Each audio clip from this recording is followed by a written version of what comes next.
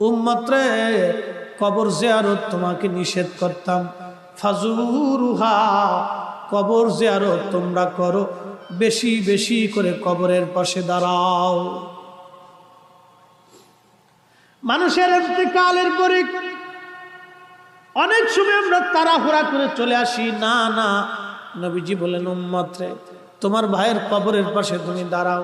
আল্লামা ইমাম নববী রাহমাতুল্লাহি আলাইহি একটা হাদিসের কিতাব লিখেছেন, রিয়াজুস সালিহিন। এই কিতাবের মধ্যে দুইটা বাব করেছেন, আদ-দুআউ লিল মাইয়িত বাদা দফানিহি, আদ-দুআউ লিল মাইয়িত বাদা আফাতিহি। মানুষের মরণের পরে দোয়া, মানুষের দাফনের পরে দোয়া, মরণের পরে দোয়া, দাফনের পরে দোয়া, দোয়া দোয়া দোয়া। নবীজি বললেন উম্মত রে, তোমার ভাইয়ের কবরের পাশে তুমি দাঁড়াও। কত সময় তুমি দাঁড়াইবা?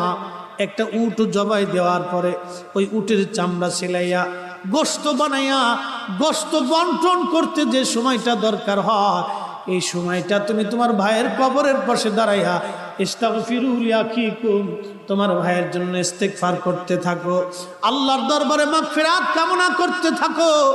আজকের মাহফিল কবরবাসীদের ইস্তেগফারের জন্য, কবরবাসীদের রূহের মাগফিরাতের জন্য আমরা বসছি। আল্লাহর নবী বললেন ইস্তাগফিরু লিআখিকুম, তোমার ভাইয়ের জন্য তুমি ইস্তেগফার করো। কবরের পাশে দাঁড়াইয়া দাঁড়াইয়া একটা উট কুরবানি করে, উটের গোশত বন্টন করে, যেই সময়টা দরকার, এই সময়টা যত সময় লাগে তত সময়টা তোমার ভাইয়ের কবরের পাশে দাঁড়াও, ভাইয়ের জন্য ইস্তেগফার করতে থাকো, ইস্তেগফার করতে থাকো, ক্ষমা চাইতে থাকো আল্লাহর কাছে, যাতে তোমার ভাইয়ের কবরের আযাব আল্লাহ সহজ করে দেয়। একবার জোরে বলা যাবে কি সুবহানাল্লাহ। প্রিয় নবীজি ওই ডালটাকে দুইটা টুকরো করে নবীজি দুইটা কবরের মধ্যে গেড়ে দিলেন।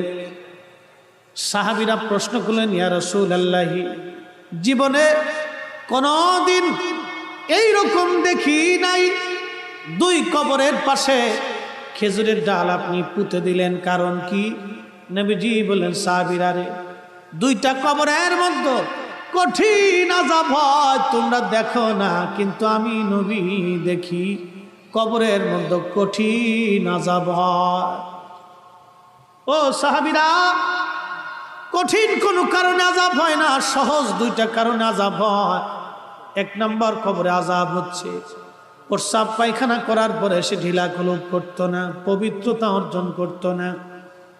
পেশাব পায়খানা করার পরে পবিত্রতা না অর্জন না করার জন্যে এই কবরের মধ্যে কঠিন আযাব হচ্ছে।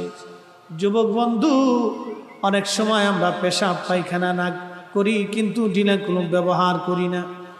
বিশেষ করে পেশাব প্রস্রাব শেষ করার পরে সাধারণত আমরা ঢিলা কলুপ পানি ব্যবহার করি না। যাদের আদত হয়ে গেছে, অভ্যাস হয়ে গেছে, অনুরোধ করবো পায়ে হাত দিয়ে, ভাই, কবর বড় কঠিন জায়গা, কবর বড় কঠিন জায়গা।